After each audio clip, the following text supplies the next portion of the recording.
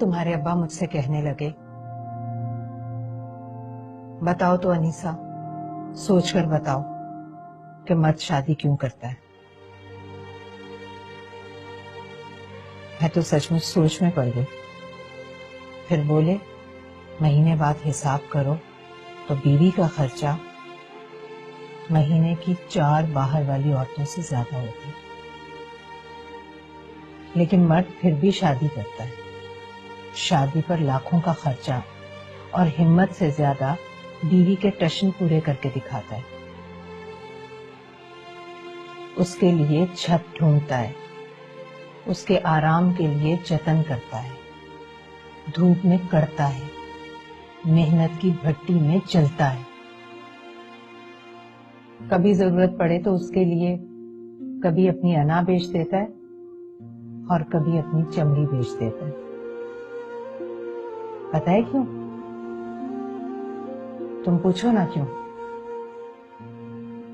کیوں؟ کیونکہ مرد کی یہ والی عادت خدا جیسی ہے۔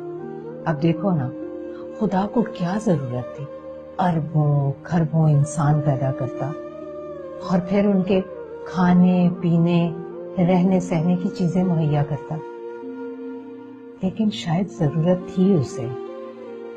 وہ چاہتا تھا کوئی مخلوق ایسی ہو جو پوجا کرے اس کی، جو سجدہ کرے اس کے نام پر، عقل ہو، دلیل ہو اس کے پاس،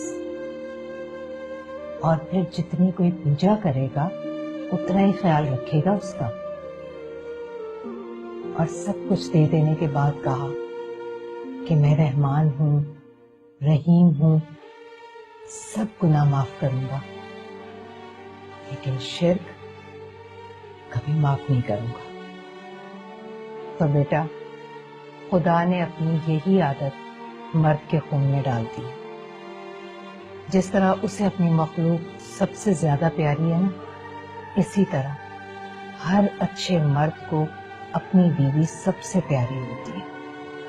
وہ خدا نہیں ہے، لیکن خدا کی طرح اس کے لیے سب کچھ کرتا ہے یا پھر کرنے کی کوشش کرتا ہے، حتیٰ کہ اس کی غلطیوں اور کوتاہیوں پر رحمان اور رحیم بن جاتا ہے، لیکن اس کا شرک کبھی معاف نہیں کرتا۔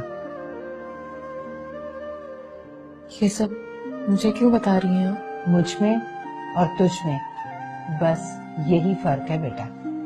میں نے تمہارے ابا سے یہ نہیں پوچھا تھا کہ یہ مجھے کیوں بتا رہے ہو تم۔